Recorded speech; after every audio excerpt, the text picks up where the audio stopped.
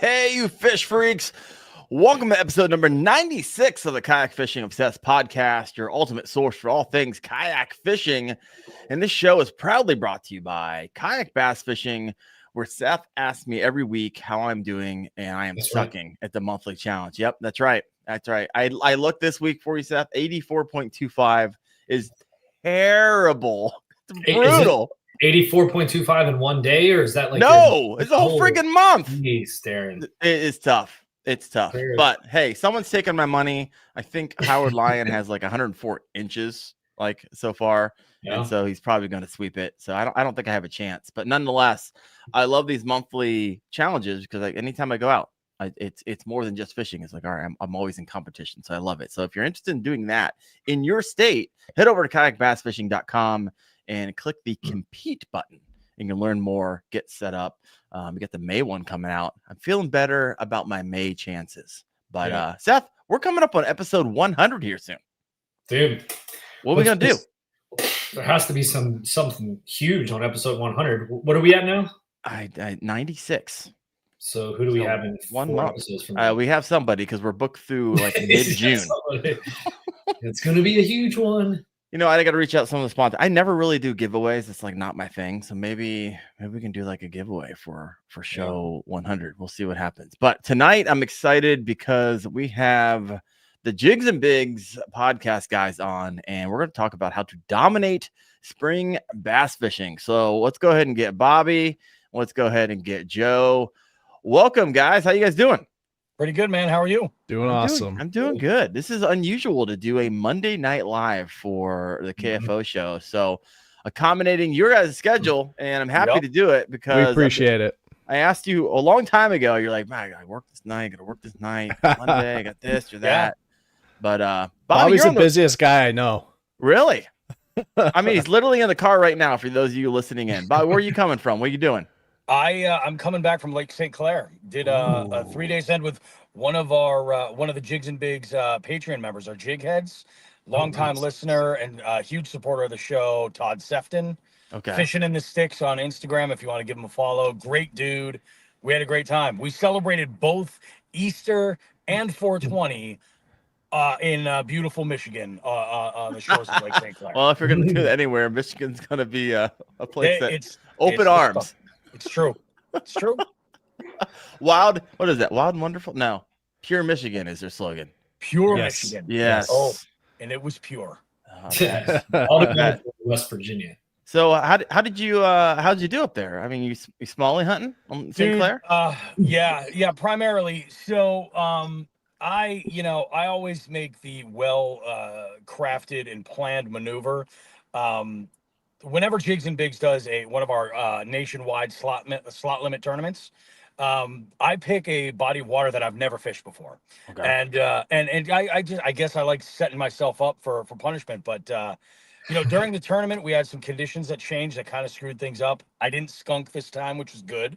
I put a nice 16-inch smallmouth on the board. Okay. I also didn't place last place, which is a good thing. So I'll take that. As far as the rest of the weekend, though, dude, I gotta tell you. So I tied my PB for smallmouth. Okay. But I beat it for weight. This one was 1 ounce heavier. So 4 pounds, 1 ounce. That's a nice big smallie, caught it on ultralight BFS. Like that was a fun fight. Exhilarating, man. It was just unbelievable. I also hooked a 19-inch steelhead. Oh, nice.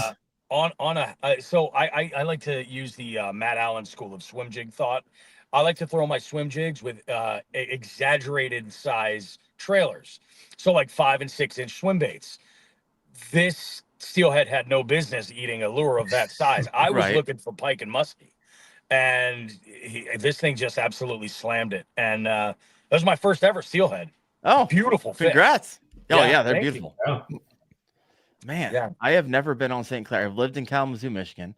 I live just northeast Ohio. You're like past an hour north of me going through Cleveland. And so I don't know where you're sitting right now. Pennsylvania? No, I'm in Syracuse, New York right now. Oh, okay. You're closer to home. All right. Oh, yeah. I'm much closer to home. I don't have too much further to go. Well, congrats. I want to talk more about how you guys do your tournaments and stuff like that. Sure. I know you have your own tournament, so we'll get to that in a little bit. Is that an Ashigan hat that I see on right now? It is an Ashigan hat. All right.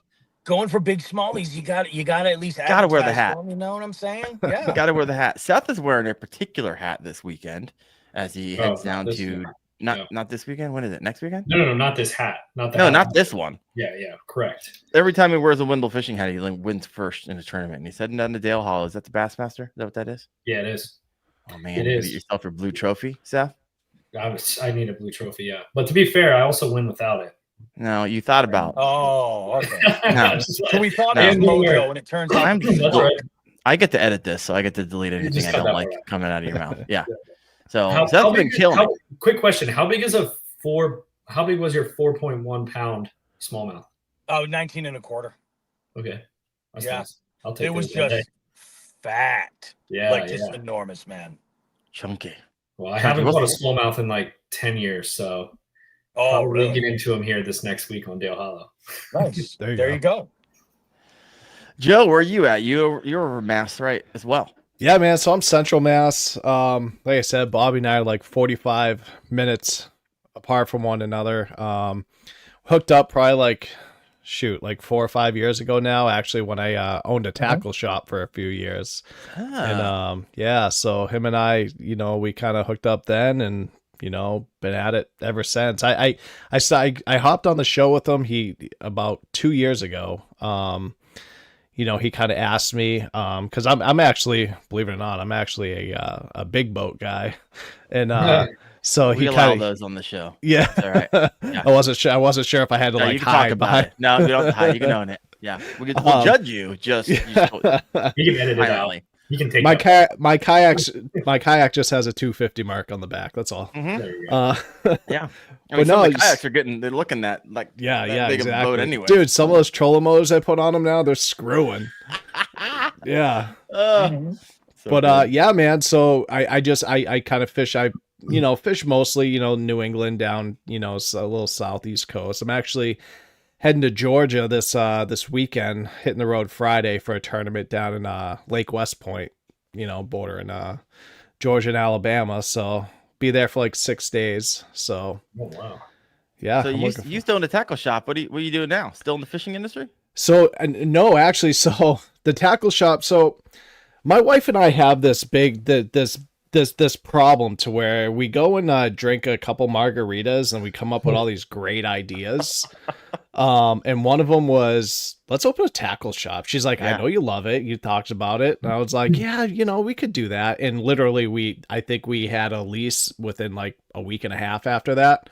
Yeah. But I'm active duty military still. So that's my makes sense, right? You can anytime, and your wife's there. Yeah, exactly. So yeah, we did that for like 3 years, and it just between my wife's full-time job, she travels a lot out to like the West Coast and stuff, and with the military life, it was getting a little too chaotic for us, and we had great employees and stuff, but they were starting to kind of move on, do their thing, and so we just decided, it was fun while it lasted. Let's end on a high note, and we just kind of shut the doors. So sad. Yeah, the problem was like the business was booming, but it was just taking up way too much time.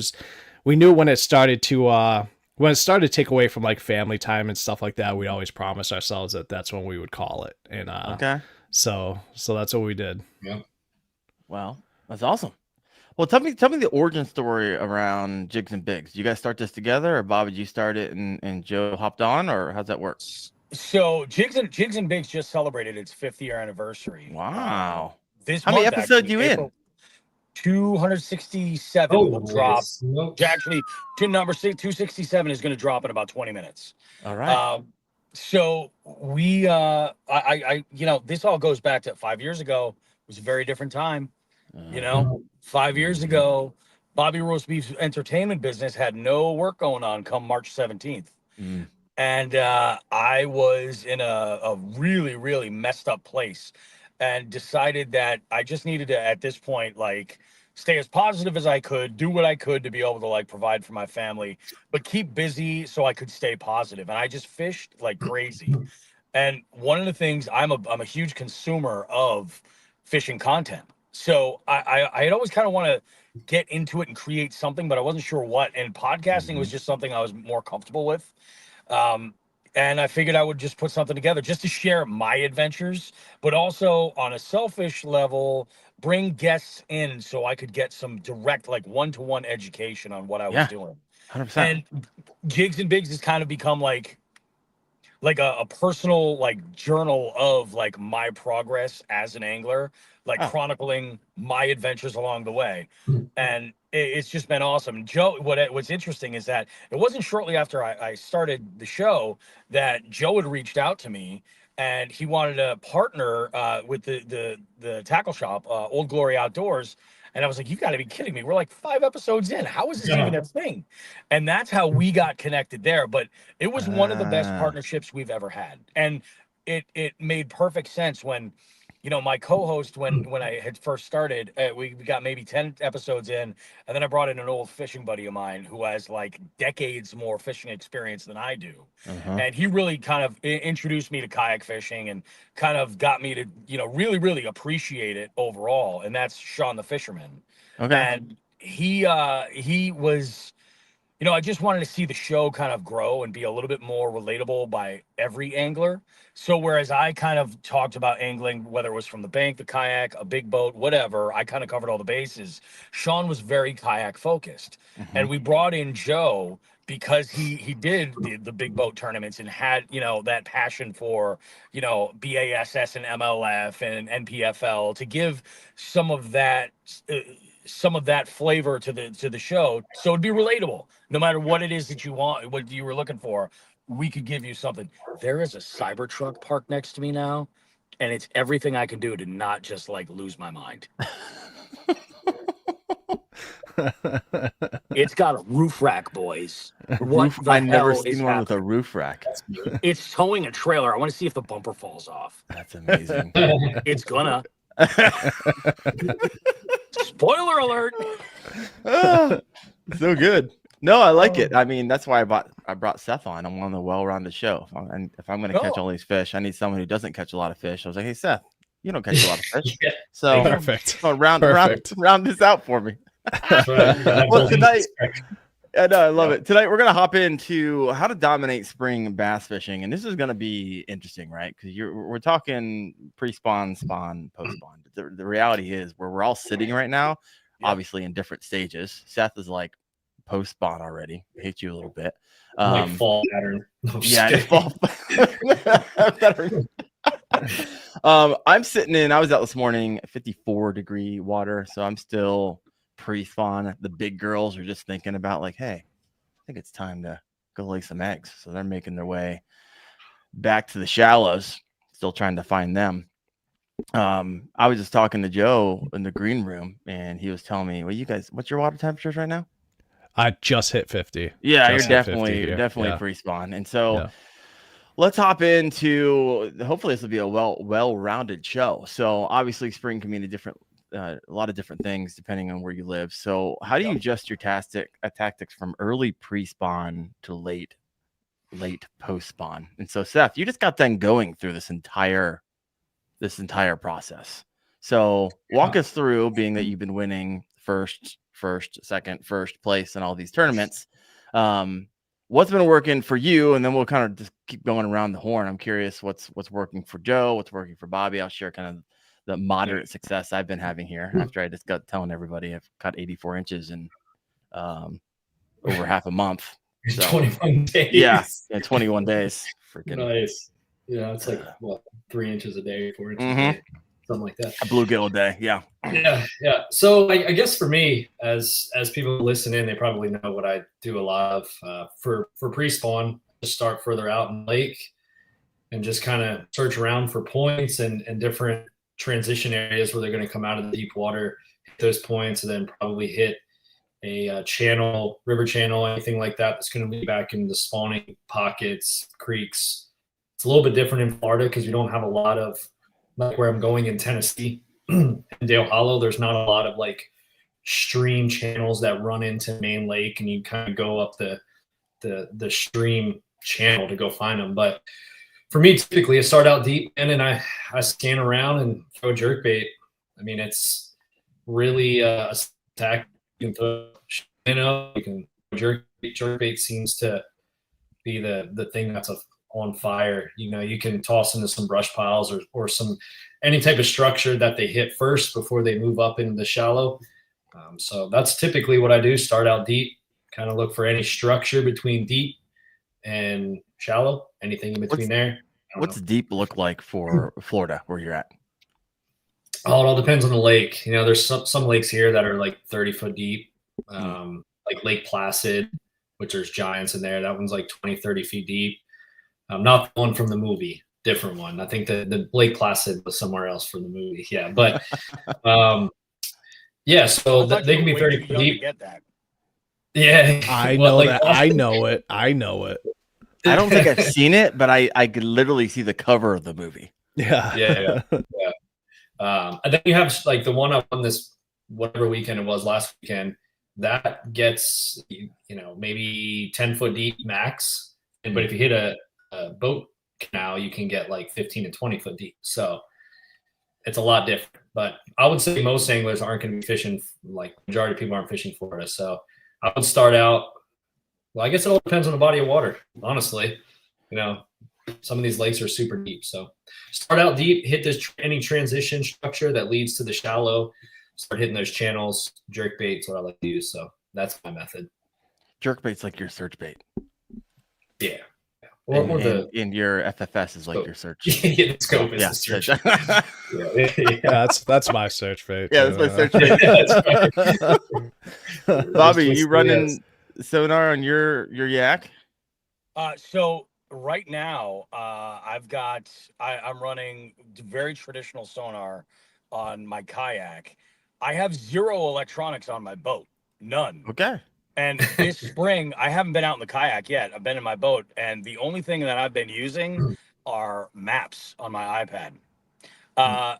And what I've been doing this spring, really since ice out, is I'm just looking for a particular pattern of points of structure. I'm looking for where a fish may have access to multiple different depth levels with ease. So just because I find that they've got options. Up here, springtime means something different than it does in Florida.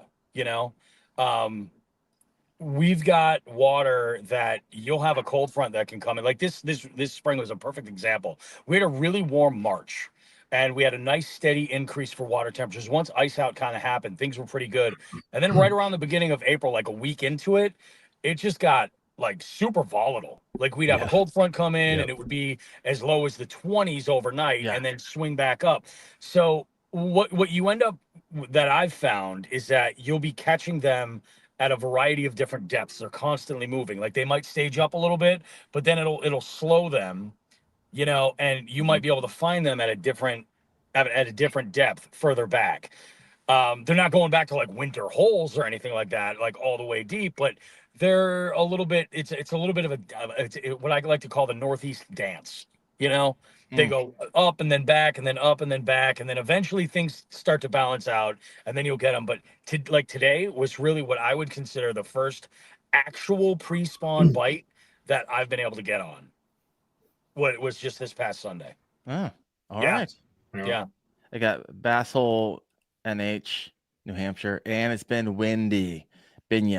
It's been very windy. It's been a weird. It's been blowing in Ohio. It's been weird and cold, unlike last year at this time. Yeah, last year at this time I was out there and slamming. This year it's been tough just to get out there. There are Saturday people that morning. are finding them though. I've heard from a lot of people who are out there finding like these amazing bags, and I'm like, I don't know what it is you're doing. I was out on the lake this past Saturday, and it was the first one out there. And I then around 7 o'clock, I saw like this 20 boats coming toward me. It's a trolling lake, all these bass boats. And I swung around and all 10 of the 20 went to this one spot. I was like, oh, great. That must be where they're at. Cause I heard a report on the next day from my buddy Fishes. There's like a 20-pound bag, 18-pound bag. I was like, all right, that's pretty good for this lake. So I went out this morning. I was like, they got to be there still, right? And I spent hours. I caught like 3. I was like, you got to be kidding me. They're moving that much. And so I just been picking away at them. I mean, I think the biggest bass I got this year so far has been like maybe 20 inches. Got one over 20. Like last year is at like 6 at this time. And so it is painful. But I got other people out here like, hey, water temps are still in the low 40s. So can't complain that much. Some people are like, it's not even ice off yet. Yep. So Joe, what do you got going on? Yeah, so Bobby, said a few things really well that I've already encountered. He put it perfectly with the New England dance, because that's exactly what's been happening this year. And like you said about us having those warmer temperatures in March, I like you said, they kind of started to, look like they were kind of getting out of those winter holes where they're kind of just hanging around that thermocline, and then they started to move up a little bit, and then those cold fronts came in and they just hit the brakes, dude, and just started to turn back around and pump the brakes and just hold. So, we had a conversation on the podcast where I had a tournament and, I was pre-fishing before the tournament, just as it was my first tournament of the season. And, pre-fish, found some fish, whatever. I'm like, all right, here we go. I got a pattern. Then a cold front came in. Mm-hmm. And so I kind of, went to that staging area where I figured they would still be, and they just weren't there. And I just panic fished. I was just like, I guess I'll just keep going closer. Like, I guess that's what to do. And instead of moving back out a little bit into that, and I was fishing this lake, I was fishing probably 12 feet of water, and they're hanging and bagging in that like 18 to 20 foot range. And, yeah, so I didn't have a good tournament there because I went into instant panic and just made it completely worse. But yeah, that's just, dude. That's when it comes to March, April fishing up here in New England, Massachusetts. That's just what it is, dude. It's a lot of it's a guessing game because.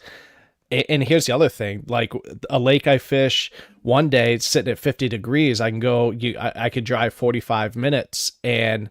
That lake is still, mid 40s, or vice versa, where I could go down the Cape and that one's 55, almost 60 degrees. So you can literally, in the matter of a weekend, fish a winter pattern and a pre-spawn pattern, just driving a little bit.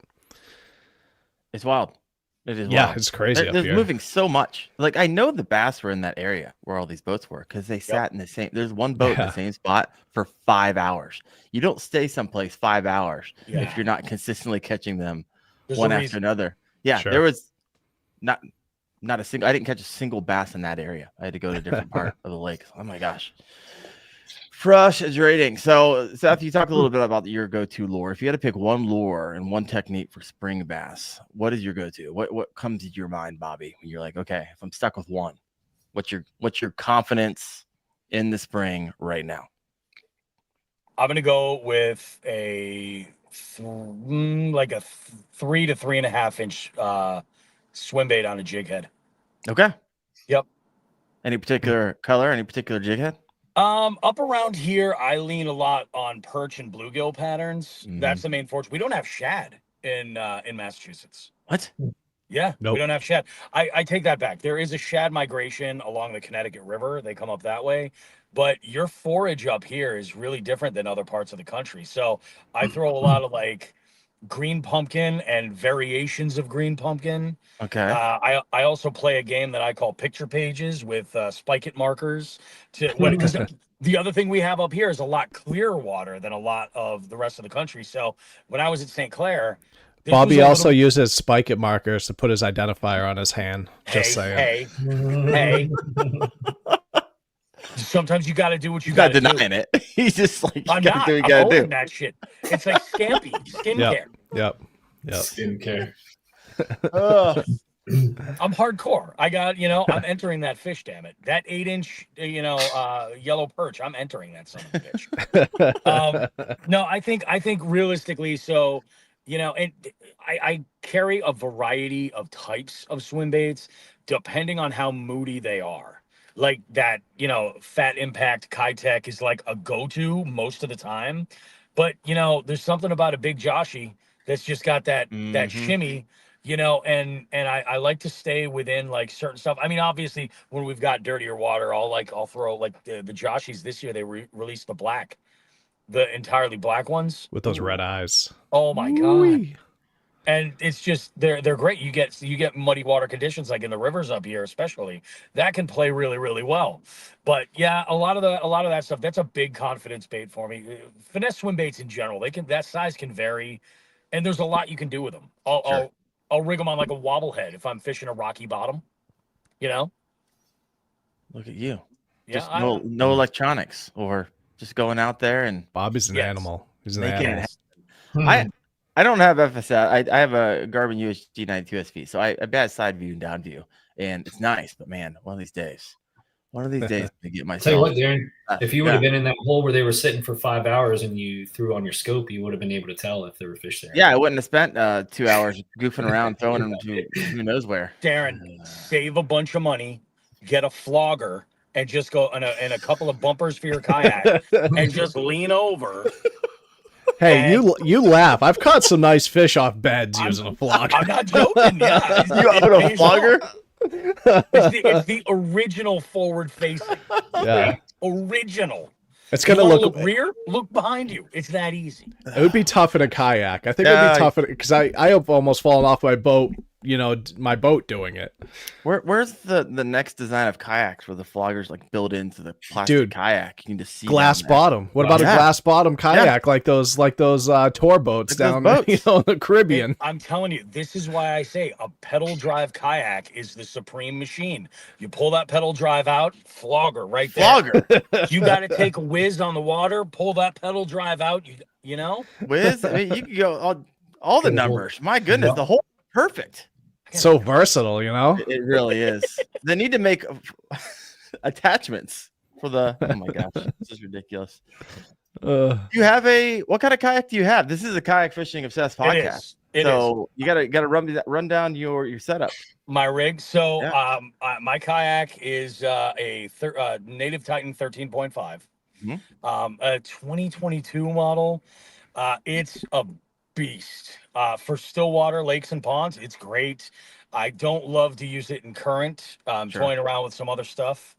But like I'm a pedal drive guy. I no motors, no power poles, nothing like that. For electronics, I've got a Lowrance Hook 7 with the triple shot. So I do have side scan. Sure. I can, pedal my ass all over the lake and side scan if needed. I've only used it a handful of times, but for the most part with my electronics, I need 2D sonar. I don't even really need maps. I'm only going so far most of the time.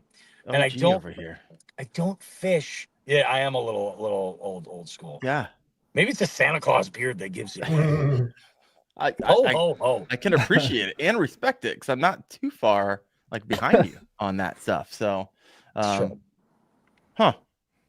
you don't like the side scan. I side scan changed the game for me when I'm talking about fishing. Same. And when you use a motor, stern mounted, that'll do it.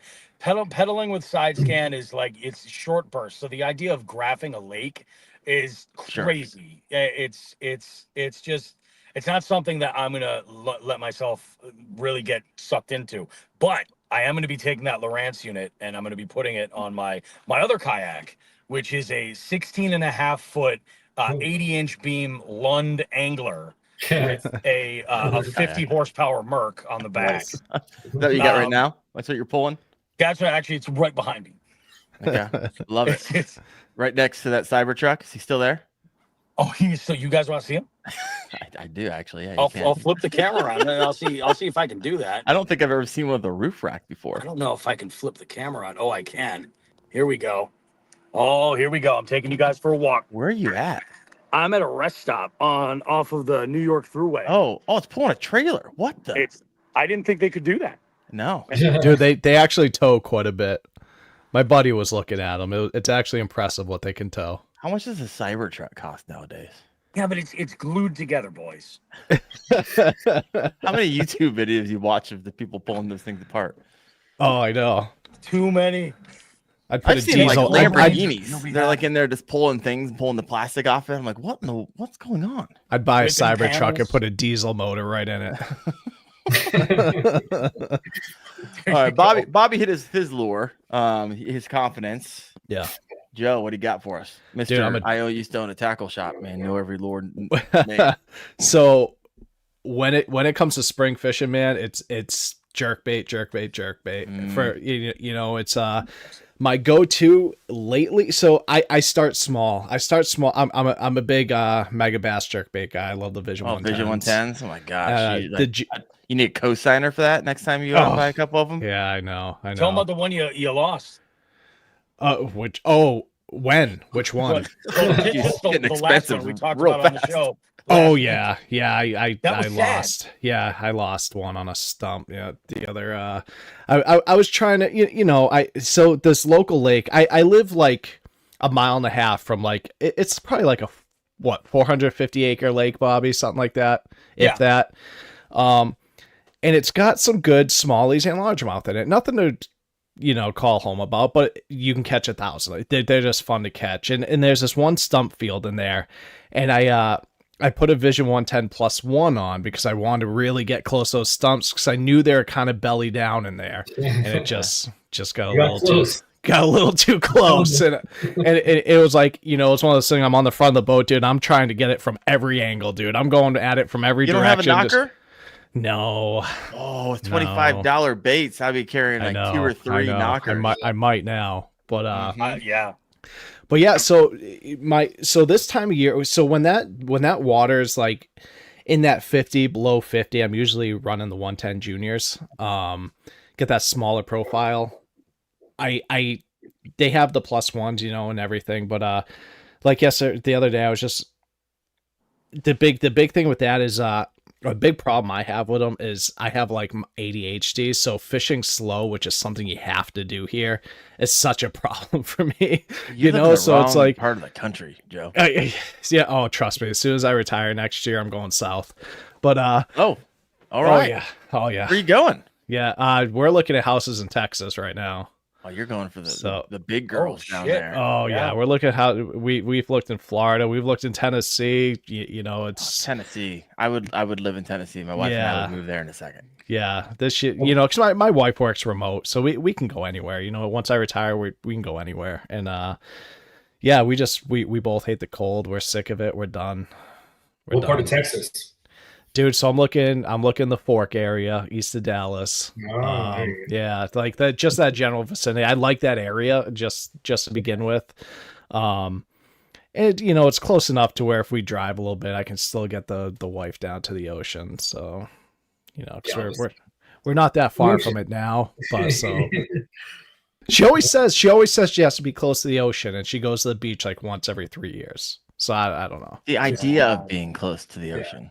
That's how it is. That's what it is. It's just the idea. But no, man. So yeah, with those spring bait, it's jerkbait for me. And once that water starts to hit that 53-ish temperature, I'll go to a standard, like 110 size. I'll leave the other jerkbait I like throws. I'll throw a 6 cents provoke. I like those. I have one of those tied on. Yeah, I haven't on it yet, but I have one tied on. Yeah, I like those. Those are definitely my second. I'll go with, and then I just when it comes this time of year, dude, it's very rarely am I throwing anything other than a jerkbait. Really? Yeah. So if you do have a few other baits, say they're just not hitting the jerkbait, what are those other your backups? If I see them suspended, I'll throw on a Demiki rig and basically just try to bounce that thing right off their freaking head. You know what I mean? Try to get a reaction bite out of that. I'll throw a drop shot. I'll throw I'll throw a drop shot. I'll do I might even throw like a wacky rig, or I'll do the swim bait like Bobby. I'll slow roll like a big Josh Eric high tech something like on the bottom. That's my 10-year-old kid's favorite. That's his go-to. He just throws those big Joshes and rolls them on the bottom. He catches donks doing it for some reason, but he's doing it, so I refuse to do it. So I'll sit there and he'll be like, "Oh, I got another one. Can you grab the net?" And then I'll I'll hit the line with the net on purpose. Like, oh, dude, you lost it. Lost it. Net man, Dad, that stinks, dude. It's also your boy goes out with you. Yeah, oh yeah, dude. He caught the bug. He's 10. He caught the bug probably, gosh, like really caught it probably like a year and a half ago, to where it's like now he's like, I want to go to high school where there's like a fishing team like stuff like that. And I made the mistake. I did an awesome thing, but also it was kind of a mistake, because now that like he thinks this is the norm, but I brought him up to the St. Lawrence River last year. So now he thinks he's like, oh my God, this is the best. I was like, dude, this is the best smallmouth fish around the planet. Like, don't think that anywhere else is going to be like this. You know what I mean? But yeah, dude, he loves it. We have a blast. I love getting him out there, and it's a good time. It gives me a little hope. I have I got $2. I got a 10-year-old and a 7-year-old, and it's my dream. My wife. I have a 6-year-old daughter. I feel for you. Yeah. Oh yeah. I got 2 daughters. How do you think this happened? Yeah. And this. That's what you got to look forward to, Daren. I'm already there. I don't think anybody's ever seen me not wear a hat. I'm always wearing a hat for that very reason. But it's my dream. And I guess you really haven't seen this whole lot in the world of YouTube. But the transference of YouTube channels to other family members. And that's why I called it Wendell Fishing one day. If my girls wanted to take it over, I would have already done the hard work. And if they could pick up a YouTube channel, hopefully that time be 150, 200,000 subs, and I can slowly integrate them off. Be like, hey, you don't have to go to college. You could be a fishing content creator, and every company and their mom will be throwing money at you because they're super cute. And they both did it together. It'd be insane. And so we'll see. That's on the table for them. We'll see what happens. We'll see if Wendell Fishing dies with Daren Wendell. Who knows? Maybe my grandchildren might want it. I can just transfer it slowly over them. But I think this is going to be a thing in the years to come as content creators retire or do it or die or whatever it is, or slowly transfer their channels over to their children. It'll be interesting to see. Well, women and girls in fishing is like a cheat code. So they'll probably take your 100,000 and make it a million in like a day. Oh yeah, I know. So Joe, Bobby, Seth had his wife took his wife out and his kids fishing, and his 2 girls are just super cute. They're just like holding each other, just singing back and forth, and his wife catches this 9.2 or something like that. Oh my God. Yeah, and it gets it on camera, and it goes. How many million has it gone now? I'm sure you've been tracking it. Between the platforms, I think it's like 3 million, something like that. Filmstream reposted it. The Florida Fishing Game reached out to us again because we didn't respond to the first email, but they want to use her photo. It's a screenshot from the video for their promotion, and they're going to do like national promotions, including like the Bassmaster Classic. Hell yeah! You kidding me? You didn't tell me that. Yeah, this just happened this week. She had like a 15-minute phone call talking to them because we didn't respond to their email, and they need us to sign a bunch of paperwork so that they can use her photo from our Florida Trophy Catch submission. And so, yeah, they want to use it for all kinds of promotions. And they said potentially on like, when you get a license and they give you like a book, like a fishing book, potentially on the front cover for that. Yeah. It's not a guarantee or anything, but they're just saying some of the options. And I'm like, dude, that is awesome. It's wild. If that was you, it would have been like 350 views. Yeah, 350 views. Oh yeah, 5 or 6 dislikes. Absolutely. Yeah, exactly. One reported you for AI. Yeah. Reported you. Yep. Over here working our tails off, and that's usually how that rolls. Oh my goodness. Here's a question for you. Let's say you pull up to a new lake in the spring, no intel. And Bobby, you just kind of did this. What are the first things you do to find fish fast? Now, Seth just turns on his FFS, starts scrolling around. But if you have a hook 7, what do you do? So the first thing I'm doing is I'm looking at a map to find out the different levels of where the depth is, if there's any holes, or specifically what I'm looking for are steep ledges. You using like Navionics for this? What are you using? Yeah, I'm using Navionics. Okay. Actually, I take that back. The Navionics app is okay. I really liked fooling around with the Omnia app. Okay. And I use it on my iPad, And I mean, yeah, you need to have cell service in order for it to function, which is a drawback. But if I'm going up sight unseen, I'm going to take a look at that map as soon as I get in the boat, and I'm going to go, what of these things look sexy? You know what I mean? Where am I finding these humps or ledges? And I'm going to go and I'm going to start around there. And basically, just like I did today or this weekend, once I started to find a depth where I was catching fish, then I would, just adjust as needed, look for other similar things on that map. And what was interesting, like the area where I was up in Anchor Bay, and which essentially is like, it's not very deep. I think the deepest that we saw was like 13 foot or 14 foot or something like that.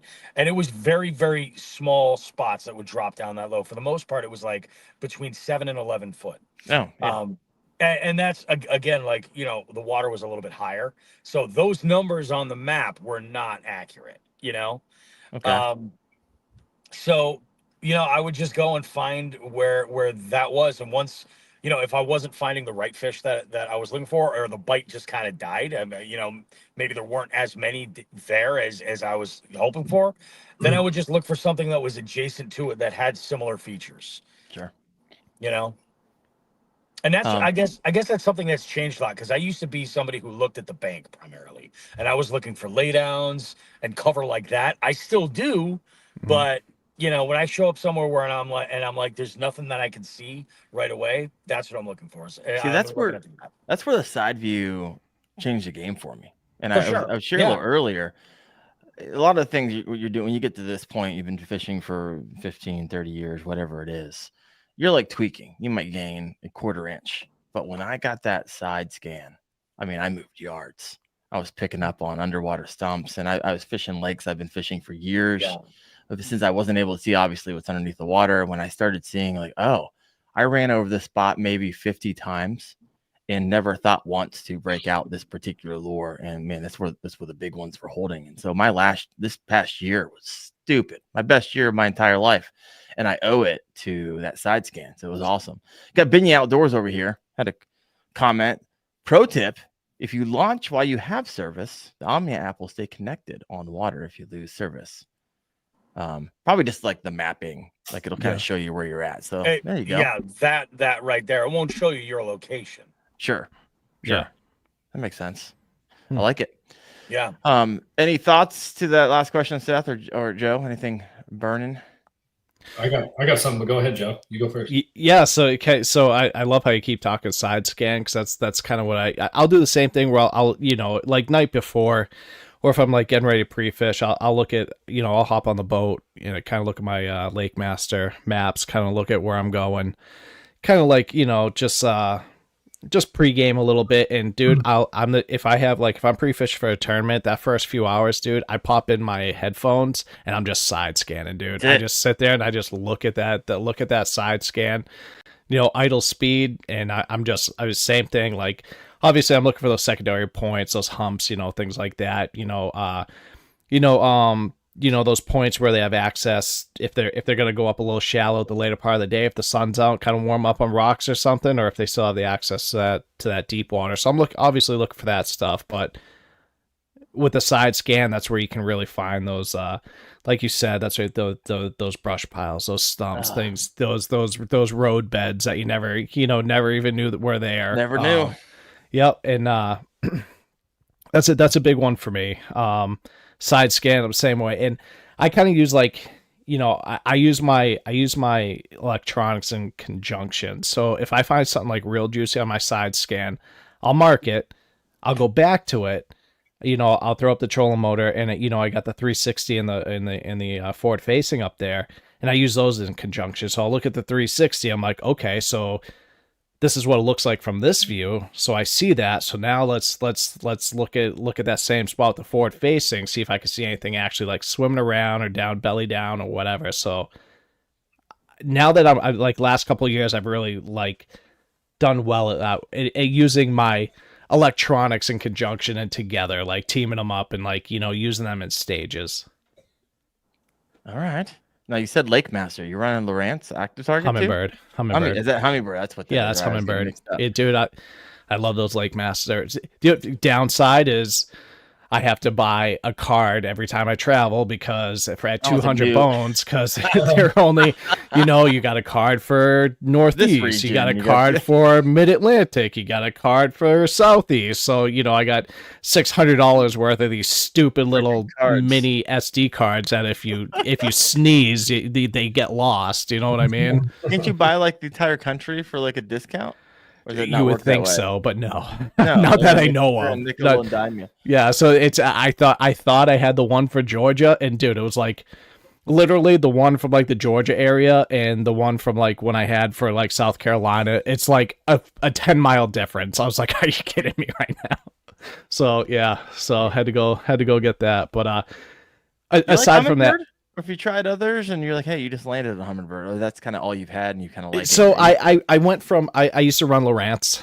Yeah. I went from Lowrance to hummingbird mostly because I had a Skeeter before the boat I had now, and it just it just at that time I bought it, I was like, oh, I don't really want to put any more money in the electronics. So it came with I'm sorry, my first boat was Lowrance. The Skeeter, it came with the hummingbird, and I just kind of I was like, ooh, I actually kind of like this better. I just like the crispness of the picture. Up front, I have the Garmin's, but this last boat that I bought this past season, I like the hummingbird so much. I was like, just fill it with hummingbird and then throw my Garmin for my forward facing. So Nice. Yep. Bobby, what you got going over there? You got your computer out. You're like playing games, or are you thinking of looking at the maps? What's going on? No, I actually just want to put a white screen on to kind of light my face. Oh, there you go. Yeah, we can see you. Yeah. Oh, I love it. All right, Yeah, overrated. Oh, go ahead. I was going to follow up with what Joe said, and I agree with everything he said there. One thing I've learned since having sonar is like there's times when you're not catching fish and times when you just kind of land on them. And what I found is that there's like really productive areas of lakes and like less productive areas of lakes. And you can kind of get in dead water. And you can get in areas where there's fish, but there might not be as many fish as a different portion of the lake or a different arm. So, and I talked about this when we had Blake Abbey on and you weren't here, Daren, that one week you were on a cruise or something. But one thing that I do, for example, like Dale Hollow coming up, a lake I've never been to, is I look at historical events that have been on that lake, like MLF, and I'm sure a lot of other anglers do as well, and kind of get an idea of who was successful and the general areas that they were fishing. And it has to be a similar time of the year. So MLF was there the second week of April last year, and we're going to be there the fourth week. So it's not too far off. They had a little bit colder weather, I believe. So I think everything's being 2 weeks after them and warmer weather, it's going to be a little bit further along. So I have like what productive areas, Jacob Wheeler, Cannell, a lot of the other guys that were fishing, I have a general idea of where they were. So they might not be at the exact same spot where their coordinates are, which I wouldn't go to right there, but they're going to be relatively close and most of the time, right? So that's just the starting spot of a lake I've never been to before. Yeah. So I can get in that general vicinity. And one thing I heard just recently, and I forget who it was, and I've never done this, but these creek channels that run back, as long as they're not like 4 miles long, but these creek channels that run back, I don't know if it was Greg Hackney or who it was, but they start the whole way back, as shallow as you can get this time of year when it's like a in between like pre-spawn and spawn. You don't know exactly where they're yet. They start the whole way back and work out to the main lake, and they run their graphs, they run their sonar and kind of see what stage the fish are in, at least in that arm. Then they go to the next one. So that's kind of my strategy on how to find them on a lake that I haven't been to. I first do like historical research, general area, time of year, go to that area. Hopefully it's productive location, and then kind of find where they're at in the depth range based on whether it's spawn, pre-spawn, etc. So it's funny how you talked about like looking like the historical, the MLF, the BASS. So this lake that I'm going to next this week, I doing the same thing, and the only difference is every like YouTube video, everything I've watched, they're all like, "Man, this place sucks." I'm like, "Oh no!" Like I'm driving 18 hours to go here. Oh god. Yeah, it's like, "Oh man, this is just a big old mud hole." They're getting like 14 pounds. I'm like, "Ugh." Yeah, well, we'll see. Yeah, we did this, Seth, when we were down on Gunnersville. we were doing some pre-fishing. It was the day before the tournament, and you were on them the day before. You're like, hey, I caught like 100 bass yesterday. It was stupid. Yeah. Jerk bait. So like, oh, let's try to find them in different areas. Obviously, we know they're there. So we went to the other place, and we were out there for an hour and a half. I look at you. You're scanning with your FFS. I was like, bro, like you said, you saw them all yesterday. Like, how many you seeing now? You're like, oh, hardly any. I was like, what are we doing? Hey, you wanted to try this. Like, I wanted to try it. I wanted to try it. I was like, I know what the question I asked you now. I was like, how many X fish did you see yesterday versus today? You're like, like 10 to 20 X. I was like, what are we doing? So flew back to the car, went back to the other place, and that's a big deal. Like areas of the lake that are, and I've really caught on to this since having sonar because I can literally see the fish. But areas of the lake, some just have a lot more fish. There might be similar. Like I don't know what the difference is, I guess is what I'm getting to. They'll have similar humps and drop-offs and wind-blown points and all that stuff, but for some reason they're over here. Yeah. And they always say 10% of the lake hold 90% of the fish at any given time they're moving. So I mean, I kind of freaking believe that because it's crazy because it's almost like those big lakes can be like the old like whack-a-mole games to where like some are just belly down, then they'll raise up, and then all of a sudden those ones are down, then the ones over here like kind of like they're suspended a little bit and you can see them. It's just it's weird how they just like consist like lakes like Gunnersville, big lakes. They're just one day you're like, oh yeah, then the next day you're like, well, where'd they go? Where'd they all go? They're gone. So they move so fast. All right, do you guys throw? Because I have one of these. I have any big glides, like in the 55-degree range. Nothing that big. The only real glides I've thrown were like S wavers. Okay, I mean that's it's 5-6 inches. So keep talking. I'm gonna show you something now that you brought this up. So keep talking. All right. So I had one day. It was probably 2 weeks ago. So the water was probably still in the 50-degree range. Yeah. I break out my Buka Baits trick shad, which a buddy of mine who literally is calling me right now, gave it to me, and man, it just the biggest fish I caught all year was just smashing this trick shad. One after another. It's a thread fantastic color, which around here it looks just like, if you've seen any of my past videos, some of the shorts I kicked out, I had a gizzard shad next to the thread fantastic color, and it's like, oh man, perfect freaking match. And so has it been good in like different like levels of visibility? I would say tannic. It's kind of what I'm throwing in right now. Not wildly clear, not wildly muddy. It's kind of not super dirty. Yeah. Yep. It's kind of right there in the middle. But I mean, I was throwing it probably in a lot of the dead lily pads where it's still like 5 or 6 feet and the lilies weren't getting it caught up and running it right past the ledge. And that's where this coming up and smashing it. Just that one day. This went to town, and so I've been back to the same place, and they haven't been hitting it. But nonetheless, I still have it tied on. Whenever the jerk bite, and and Seth put me on the Berkeley Stunnis. I have the perch color is working really well. That's what I caught them all on today and yesterday. Yep. But whenever the jerk bait bite is on, I can throw the Buka Baits trick shad, and that will also get bit. So it's almost like, okay, throw out a little bigger meal. I'm going to get less bites, but likely it's going to be a more quality fish. Bigger fish. Yep. Joe, what you go get? So I love the idea of fishing big glide baits, but it scares the hell out of me. And like, it's so like intimidating for me. Like I've bought a couple. I've only caught a couple like nice like glide bait fish, but like I'll go out and I'll get like stuff like this. Yeah. And like this is who made this one? Golden Belt Customs. Yep. So looks expensive. It was. Yeah. But it's like I want to take a guess. Let's guess. Seth. All right. What's that look? Bring it up a little bit. I'm not good at this. I mean, I know what I pay for baby bosses. I'm saying that's a $60 to $70 bait. That's my guess. I was gonna say $100 or more. Yeah. Bobby. I want to say it was like, wasn't it like 150? Whoa. It was 145. Yeah. Yes, you did say custom baits. Those were like so dude, so like it'll probably never get tied on. It's just gonna sit in like my bait den as like a memento of like, oh, maybe Maybe someday I won't. I'll give it to my kids someday when I'm like old and on my deathbed and be like, I bought this, but I was too afraid to throw it, so I want you to throw it. They make cool decorations, like you can hang it on the wall. It looks like it's that's that. it. That's it. Put it on like Christmas ornament. 1,000-pound braids. You never use it. If my wife asked, that was $9.99. The bargain bin at Ollie's where I snagged that guy up. One thing I did this year with the glide baits, which I haven't done in the past, is fished them on beds. I caught a 8.5. Interesting. Really? So I had a lot of trouble with a fish on a bed. It was a big one. It was an 8.5 pounder in a Bassmaster event. And she wasn't, I mean, she would look at my stuff, but never commit. So it was down like a seawall kind of, and I threw it parallel with it and got near her bed and she lost it. Like she attacked it right away, hit it, missed the hooks.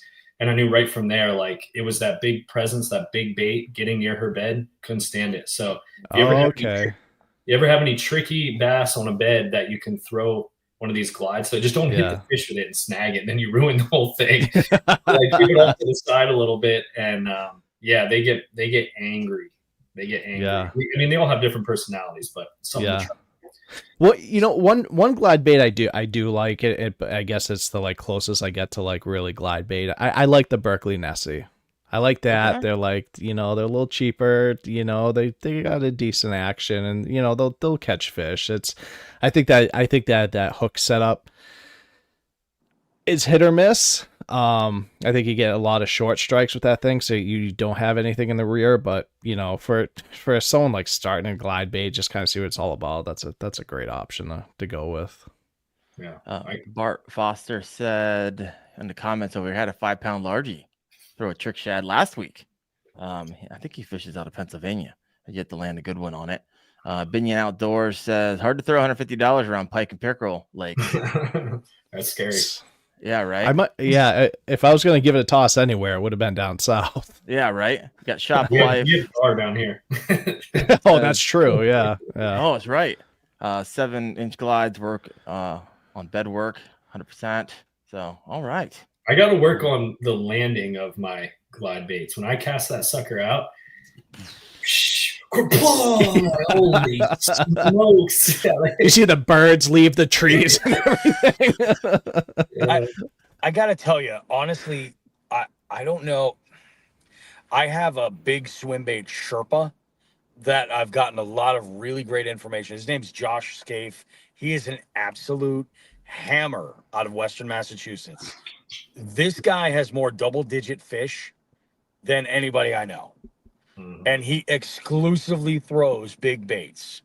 Okay. And I talked to him about that. And I said, look, you just absolutely kill it out here throwing these big baits. I go, double digits in Massachusetts? Yeah. What? Yeah. Double-digit fish are unicorns out here. So I know. I live in Ohio. Our state record is a 15-pound largemouth. That's crazy. And that was like 1940 something. Yeah. No, it was 1978. But anyway, and that was through the ice. But anyway, this guy, he's got, just absolute giants. And I said to him, I said, is it really that much of an issue with having this real heavy lure hit the water and be that loud? He's like, I've never had any kind of a problem with it. Just chuck it as far away from you as you can. Mm-hmm. Yeah. And I'm like, all right, that sounds good. I actually get a lot of my hits right after it hits. I think there's something to that, Darren. I do. I really do. Commotion. Maybe it gets them active because maybe they think, hey, something else is trying to hit something. It stunned it, and then it starts getting going again, and bam! It's right after that they clobber it.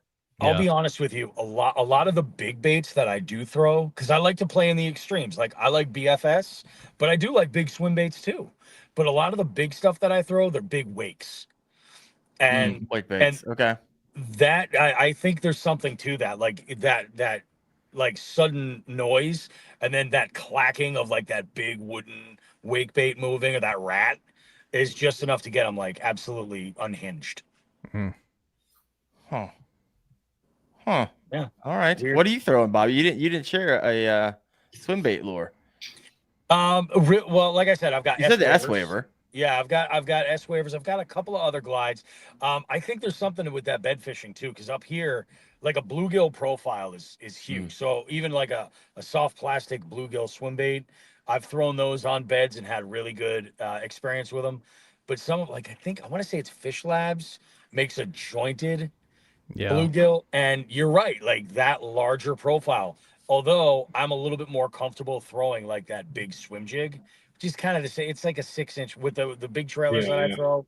It's the same idea. It's like that threatening large profile near that nest is just enough to send them like unglued. And tizzy. Yeah.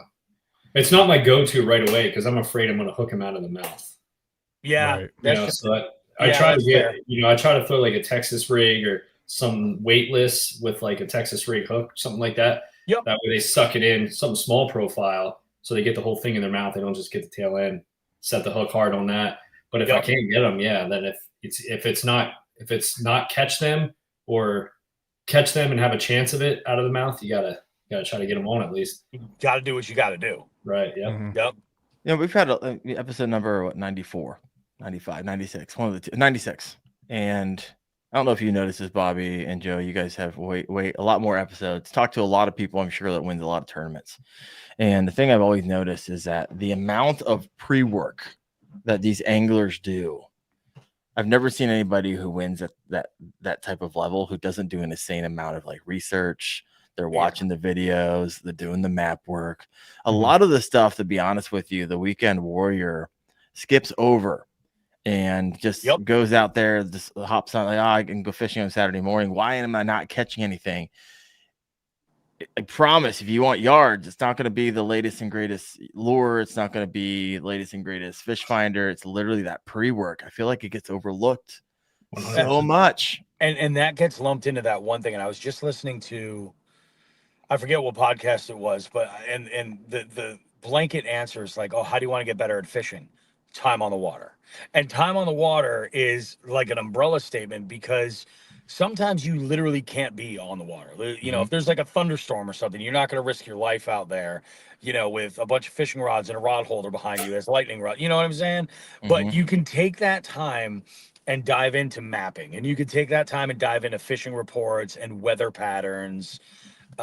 There's just, you know, and these are all variables, you know, and you've got to just take them into account. I agree with you. I think that the anglers out there that are out there really just killing it, regardless of what it is, whether it's a trophy, a check, or just the posts on Instagram, whatever it is, if they're really killing it, they're putting the effort in at some level. And like, I think that the pre-work is huge. Yeah. You know, I remember it's not sexy to do. No, it's not. It's not. You know? No one wants to watch a video on it either. They want the latest tactic. They want the latest lure. They want the latest. What's the next thing I can buy that's going to move the needle for me? That's what everybody's it's not the thing that you could buy. Yeah. It's the time that it's going to take. No, I don't want to watch another video or spend hours on a map or watch a video of some other guy who fished this 3 years ago during the same time. No. What can I buy? Yeah. The scientific part of fishing, especially tournament fishing, isn't sexy. The learning the scientific aspect, the weather, the mapping, what are the patterns, what do fish do at this time of year? Why do they do it? Like that. There's nothing fun about that for others, you know. I create videos on this. I've been doing it for 4 years. Those aren't the type of videos that typically get sent to the moon by the algorithm, by the audience. People want unboxings. Yep. They want, you know, and also, they want challenges. We went to Walmart and spent X, you know. I want to know about a kayak. I want, what fish I can catch with a Barbie pole. Pickled sausages. What? You've been holding that. What in the world? For those that are listening in, what is this red jar you've been playing around with for the last hour? No, when I was in Lake St. Clair, I was talking with Todd Sefton, and he's a Michigan native. Okay. And he asked me, he's like, "Have you ever had Kogels? They're hot dogs." And he said that they are. He said they're looked at as like the better quality hot dogs, less lips, less assholes. That was that. I'm chicken lips and buttholes. That's what it's made out of. I'm quoting him, by the way. But I stopped at a Meijer. I've never been to a Meijer before. Oh yeah. Heck yeah. You know, they're huge. I popped into a Meijer, and as I'm walking over to the hot dog section, I'm like, I've got to try these things. I saw this giant jar of pickled Red Hots, and who doesn't love a pickled sausage at the ramp? Yeah, I don't. Am I right? Anybody else? That's like Jigs and Bigs, like boilerplate level. I'll do it as long as I have the dude wipes in the boat, just in case. You're gonna need them.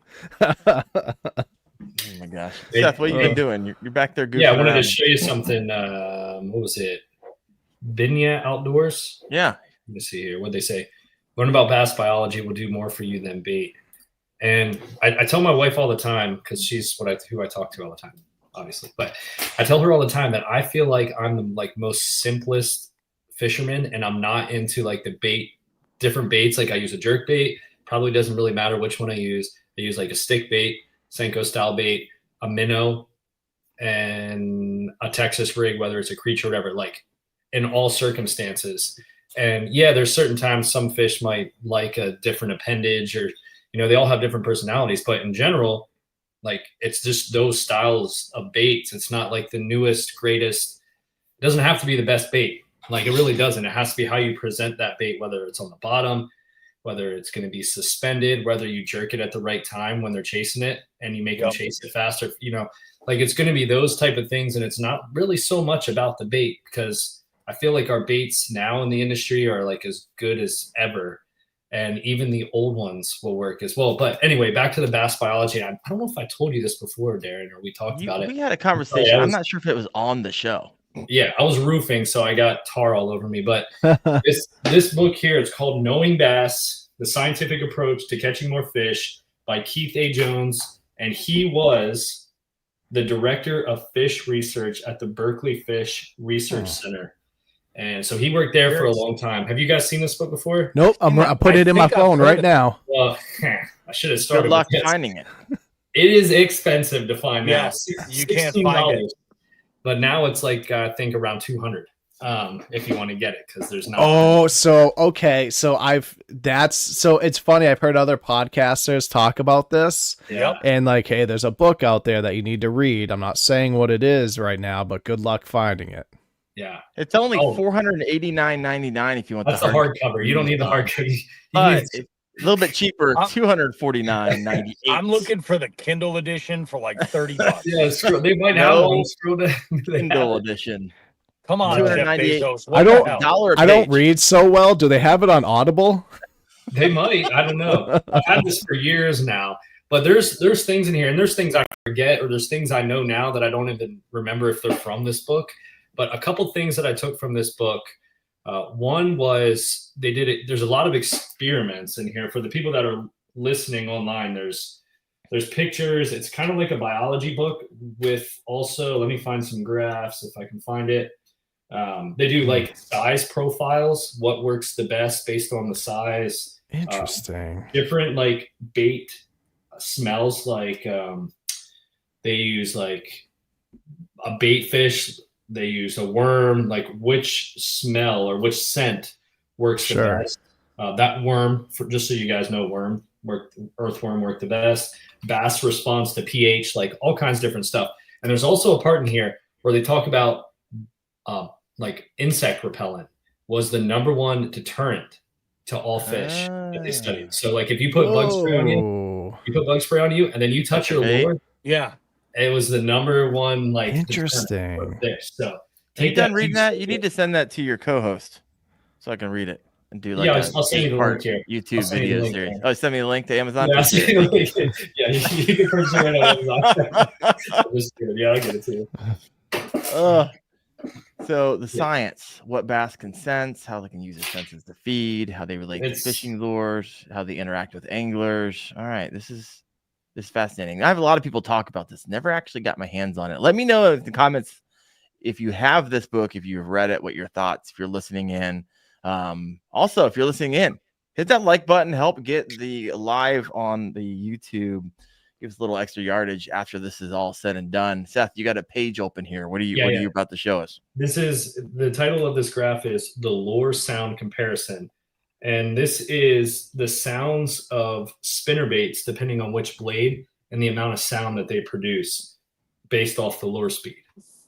So, for example, a spinnerbait with a Colorado blade makes the highest frequency of sounds over top of an inline spinnerbait, as well as a Rapala jointed minnow or Rapala F11. So there's like all kinds of stuff. Now, this was published in 2005, so there's going to be some outdated lures, right? But in general, you can get an idea as to how fish respond to different types of lures, scents, and all that good stuff. So, got 2 comments I got to read over here. What you got? You got, what's the statute of limitations for library fines? Because I'm about to head there. See if they have this. Well done, joking. If we just smart. Steven Sturgeon will contribute to catching more fish than $180 bait. Oh, I think he poked you a little bit there, Joe. Plus, your wife will be impressed with the act of reading. My wife will definitely be impressed because I do not read. But there is another element that I want to play off of what Seth was talking about, and Binya had suggested about fish biology. The other thing is fish patterns and structure, and it's like a full course, and it's from a guy named Buck Perry, and he does this course. It's Buck Perry's Guide to Fishing Success, and it's all about structure and where you will find the fish based on the structure of a specific body of water. You know, the breakdown of that map, the contours, and how they relate to how the fish's life cycle. This is a much cheaper option. The whole guide is $95. Like, I'm looking at it right now. It looks like it's from the 1950s. 100% is. But there are, I've seen, there's actually YouTube videos. That's amazing. Of one of, like, I guess Buck's protege that had basically done all of these breakdowns and courses on YouTube. And again, nobody's going to watch this because it's not what they want to watch for content, but the information's there. And I think that's the important thing. Like, you know, somebody's going to run that book, Seth, on Reddit and just share the PDF. You could probably find it. Yep. Yeah. Here's the titles. Volume 1. I'm sorry, I interrupted you. Go ahead, Bobby. Finish your thought. No. I mean, see how incredibly enticing this is. Volume 1, Introduction to Basic Movements. Volume 2, Controls and Tools. It's like a scientist wrote this. Volume 3, Structures, Breaks, and Break Lines. Volume 4, Weather and Water. Seth, it sounds like how you used to title your YouTube videos like 10 years ago. Thanks, Daren. That's real supportive. Thanks, Daren. I think. Yeah, no, it's not. I was making fun of him. Yeah, like fishing. 7 episodes. Like, I caught a bass. Oh my gosh. I'm sorry, Bobby. You know what we need to do sometime, Daren? We need to have an episode of like the books and like an information episode that people can look into, because I have like 10 books that are not just like this, but similar. And just like an information style podcast where we can give the folks tools and resources that they can go read and check out, and YouTube video links and just things to learn from, because I do a lot of that. Yeah, I mean, is Keith Jones still alive? I need to get him on the show. Yeah, maybe. 1995. I mean, this was 20 years ago. 20 years ago. He might be 60. Oh, I'm not 1995. 2005. Yeah, 2005. Yeah, I don't know. K.A. Jones. If anybody knows this man is still alive, we'll have to see. What happens. All right, one last question. We're going to land a plane here because Bobby's not home yet. And I can tell by the trailer in the bottom right-hand corner of the screen, that Cybertruck's still there. If you wait there too long, you're going to have some lot lizard knocking on your windows. So that's what I'm afraid of. Yeah, I'm afraid. All right. So I teach something on my channel called the Unconfidence lore. It's one of those things where, of course, you have all your confidence lures, and if you have a tendency to always go back to them. So you always have something tied up. I always encourage everyone else have something tied up that you know from a lot of other experience, from a lot of our videos. It's the right time and place to fish it. You just have my confidence and you can caught a lot of fish in it. And so, do you guys have that lore? And what is it right now that you would call your Unconfidence lure in the spring? Right now? Mm-hmm. Oh, in the spring. Okay. I mean, right now, or what you plan on? I guess what you plan on using this year. You're like, hey, I bought it. I bought a $175 bait, and I want to use it. I actually want to tie it on. Keep on making fun of you, Joe. How about you go first? Dude, so you know what my Unconfidence bait is? It's not spring, but this one, I tell people this and it blows their mind. Buzzbait. Buzzbait. You know what? I'm with you. I don't fish that thing very often. I have zero confidence in my buzzbait. I feel like I caught my PB on a friggin' popper this year. You know, or last what's your year. PB? You know, What was it? It was a 610. Oh, nice. It was a largemouth. But it's Massachusetts, man. that's big for I'm from us. Ohio. 6'10". Yeah. Mine's 7. Yeah. I live in Ohio. So Yeah. everyone else down south is like, you guys are catching what I catch like every weekend. Yeah. Shut up. Yeah, exactly. You live in Ohio and Massachusetts. So buzzbait's just something I never had confidence in, man. When it comes to spring, one thing that a lot of people around me catch fish on, and Bobby will know this one, but I never really got into them, was spy baits. Oh, yeah. Yeah. I don't think I think I've thrown a spy bait once. Yeah. This looks so stupid. I got a lot of friends that catch big smallies on spy baits. Okay. All right. Bobby, what do you got Me? for us? Unconfidence lure. Or you bought it and you're like, oh yeah, I can't wait to throw this. I'm gonna be, and now this is weird that I say this, a jerkbait. Okay. I've caught a 6-pound largemouth on a jerkbait, and I also have caught like just a couple of random like bycatch, like off species, a yellow perch here and there. I give them their due. I know when to throw them, but I find that like comparatively, I will throw a very lightly rigged swim bait, and I feel like I will just catch more fish with it. Okay. You know, I will oftentimes find, like, especially in the winter, you're more likely to see me throw a swim bait, or what am I saying, in the winter, in the spring, to throw a finesse swim bait, and then if I get a bite, I'll throw a finesse jig or a Ned to kind of pick that area around, or even a drop shot. But, you know, that's to slow down. With a jerk bait, I don't like to consider it a search bait because it's of the pause. You know what I mean? It's not really as effective to cover water quickly. So it is a little bit more subtle. The other thing too is I don't throw a lot of hard baits, period, because I fish a lot more water with decent visibility, and I'm not 100% like what was it? Hank Bass Geek recently did. Well, I think, geez, this video I think was last fall, but he was talking about water clarity in relation to presentation, and I lean on a lot of soft plastics and like with decent visibility. Mm-hmm. You know, that's just how I am. Again, I'm not saying that they don't catch fish; they sure as hell do. You know, that 6 that I caught was on I think it was a Provoke 106. Okay.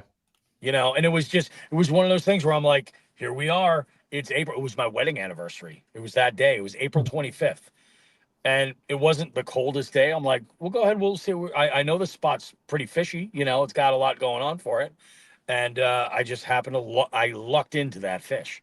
You know, the confidence was never really there. It was like this presentation was there. That big fish happened to be there and bit it.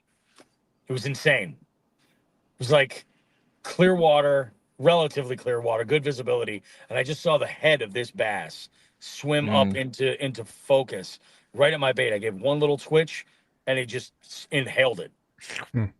And there was like no fight because he was basically right on the bank, right up there. Just unbelievable. But, you know, when it comes to like, I don't have the confidence to be able to count on that presentation. I hear you. You know, it's one of those things. I'm to the point now where I've watched so many videos, there's so much research. It's like, okay, I'm tying this on today only because I know today is when you tie this on. Is the day, like, yes. Yeah, today and the time and the weather and everything that I've known that I've learned. It's like, okay, it's not my confidence bait. Yep.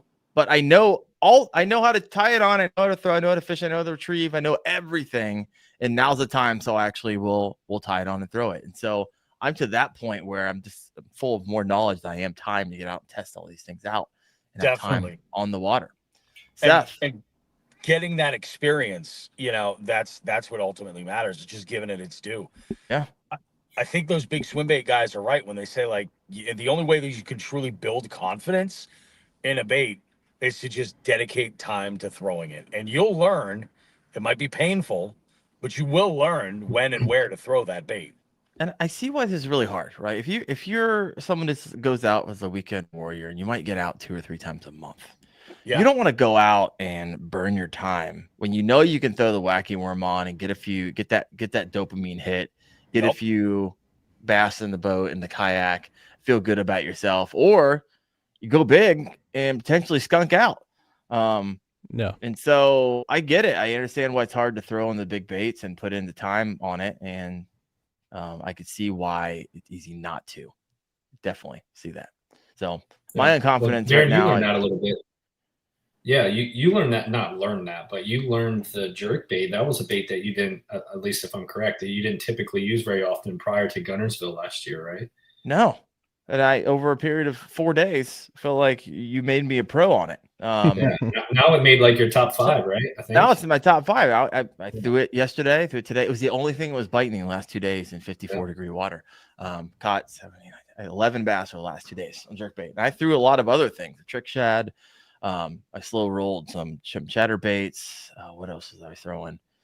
I had the headbanger. What is that? The cranky shad, and just all things that have been working for me, but just rotated through them. And then I threw a jerkbait and boom, the same area. So whatever it is, that perch, Berkeley Stunna has been working for me. And Seth, you're the one that put me on it. And I like the price point. I would like to get my hands on a Vision 110. I don't think I've ever fished one of those yet. But the trick shad right now is my unconfidence lure, even though I'd probably say a 1 out of 10. It's 5. It was 1 at the beginning of the season. So I'm starting to figure that thing out. And I like it because when you get it, you're like, oh man, these are more quality fish. I'm getting a little less bites, but man, I like the little extra quality. Seth, we'll end here. What's your unconfidence bait? You don't move away from your core 5. You've said this before. Yeah. And so is there something that you want to maybe lean into this season? Well, one thing that I don't have a lot of confidence in that I'm going to probably have to do this weekend is shake a minnow. Just the light line, shake a minnow, and try to get them because I want to. Not at the right depth, I can't really throw a jerk bait. So shaking a minnow. I mean, I've been practicing here around the house. I caught an 8.2 last week on 8-pound line, shaking a minnow. So it gave me. I mean, I fit took me 5 minutes to reel it in. But I mean, we won't have to deal with vegetation up there. Might have to deal with some structure if we're near the bank, but. Shaking the middle is my unconfidence bait, but I have to get good at it to be able to compete against some of these twos. But if it's not that, if it's not the forward facing, a buzz bait, something I don't really throw. It feels so clanky. Spinner bait. I don't like the way spinner baits look in the water. I think they look so fake and terrible. But they catch fish. So I hate how you look. Just because they look that way, I don't throw them very often. That was my old, the OG unconfidence bait. I had zero belief in a spinner bait. Yeah, I'm a changed man. I am a changed man. You saw the light. Yeah, if that wind is blowing, I'm gonna tie one on. Yeah, that's true. I love it. Pushing 50 live. If you haven't hit that like button, help us out here. You got Chad Hoover in the comment section. Hey, throw during the high percentage times, during peak feeding times. It'll maximize your chances of obviously catching it, building confidence faster. I like that. If you don't catch them, then look into golf. I love it. So May, if you have an unconfidence lure and you want to gain confidence, throw that at least around here in May. I feel like you can throw a big potato out and it freaking get hit in May. So I'm looking forward to just right around the corner. Should be good times. But guys, I'm gonna land the plane on this. Bobby, want to get you back on the road, staying safe out there, getting you home to the family. But if you haven't checked, where can we find you for Jigs and Pigs? Where you guys at?